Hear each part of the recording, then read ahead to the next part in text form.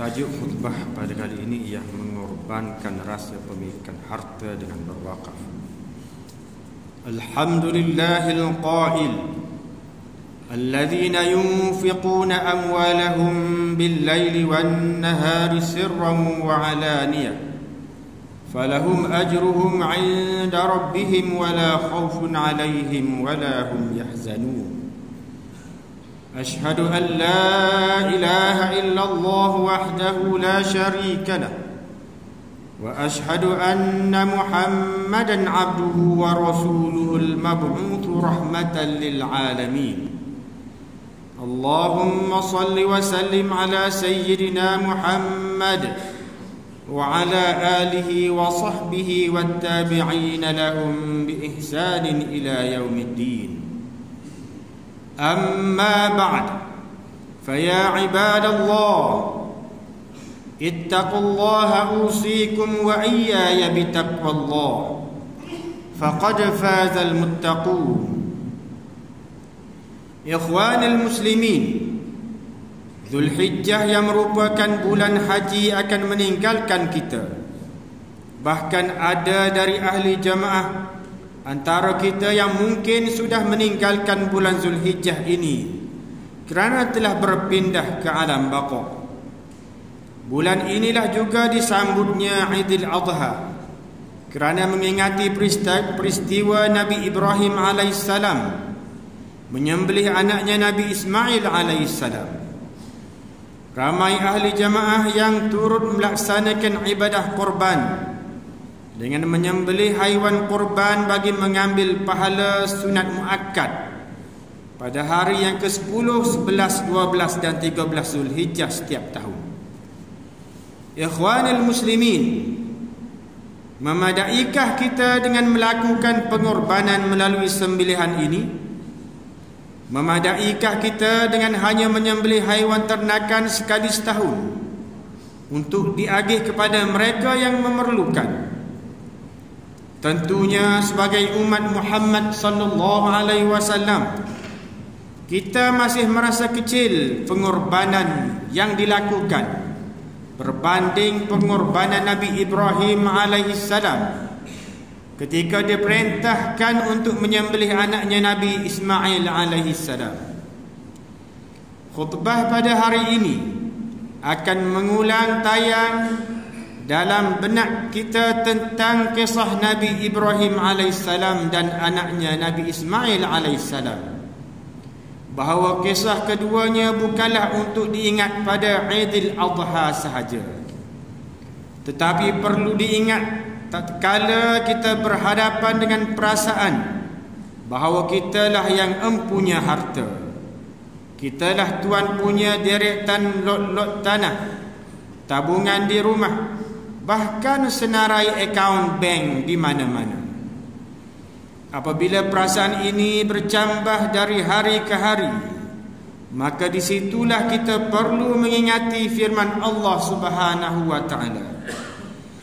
Ya ayyuhalladzina amanu la tulhikum amwalukum wa la auladukum an dzikrillah wa man yaf'al dzalika fa ulaika humul khasirun. Artinya, wahai orang yang beriman, janganlah kamu dilalaikan oleh urusan harta benda kamu dan anak pinak kamu daripada mengingati Allah dengan menjalankan perintahnya. Dan ingatlah, sesiapa yang melakukan demikian, maka mereka itulah orang yang merugi. Surah Al-Munafiqun ayat yang ke-9. Jika kita ditakdirkan memperolehi harta dengan banyak, seharusnya pada masa yang sama bermula pula episod untuk kita mengingati pengorbanan Nabi Ibrahim alaihissalam yang akur terhadap perintah Allah Subhanahu wa ta'ala supaya membuang rasa pemilikan kepada anaknya Nabi Ismail alaihissalam yang sangat disayanginya. Demikianlah pula dalam konteks harta. Bila kita diuji dengan harta, maka teruslah kita mencontohi Nabi Ibrahim alaihissalam, bahawa harta yang kita cari ini, yang kita sayangi ini, bukanlah milik kita secara mutlak. Harta inilah simbol kepada Nabi Ismail alaihissalam. Nabi Ismail alaihissalam yang harus disembelih untuk membuang rasa pemilikan kepada harta-harta tersebut. Balasan luar biasa apabila Allah Subhanahu wa taala menggantikan Nabi Ismail alaihissalam kepada ayahnya Nabi Ibrahim alaihissalam dengan seekor kibas, untuk dikenang pula sejarahnya dan dijadikan peringatan kepada umat kemudian bahawa sesiapa yang menunaikan perintah Allah Subhanahu wa taala, maka besarnya ganjaran sama ada di dunia, terlebih lagi di akhirat kelak. Ikhwanil muslimin, antara pengorbanan yang besar dilakukan oleh masyarakat kita dahulu dan dapat kita rasa kecapi pada hari ini ialah berlakunya pewakafan harta dari orang-orang tua kita sehingga dapat dinikmati pada hari ini. Kerana bila seseorang mewakafkan hartanya, dia telah melakukan dua unsur besar, iaitu pertama, mengorbankan rasa pemilikan kepada harta. Kedua, terus menjadi milik Allah Subhanahu wa taala dan tidak akan diganggu gugat lagi oleh mana-mana pihak, kerana inilah landasan hukumnya. Perundangan yang ada juga menyokong sandaran ini, dan mana-mana institusi yang mengawalnya hanyalah menjadi pemegang amanah supaya hartanah terbabit sentiasa menepati kehendak syarak. Menyedari besarnya potensi wakaf dalam memperkasakan umat serta menjadi kekuatan kepada umat Islam, pihak Majlis Agama Islam Kelantan melancarkan kempen wakaf supaya semangat pengorbanan harta diteruskan oleh generasi kini. Jika tiada tanah untuk diwakafkan, wakaf secara tunai ringgit tetap boleh dilaksanakan tanpa memerlukan jumlah yang banyak. Ikhwanil muslimin, membanggakan kita semua apabila ada masjid di Kelantan ini setelah sebuah tabung wakaf diletakkan di masjid berkenaan. Kutipan dalam tempoh sebulan untuk wakaf tunai sahaja mencecah puluhan ribu dan tidak termasuk lain-lain tabung. Ini menunjukkan masyarakat kita adalah masyarakat yang pemurah. Kutipan ini pula tidaklah termasuk kutipan yang dibuat secara atas talian dan di kaunter masjid-masjid atau di Majlis Agama Islam Kelantan sendiri, yang apabila dikumpulkan telah mencecah sehingga jutaan ringgit. Semoga semua jamaah serta orang ramai yang memasukkan wang shilling maupun kertas ringgit didoakan oleh para malaikat dan digandakan kenikmatan rezeki sebagaimana hadis Nabi sallallahu alaihi wasallam.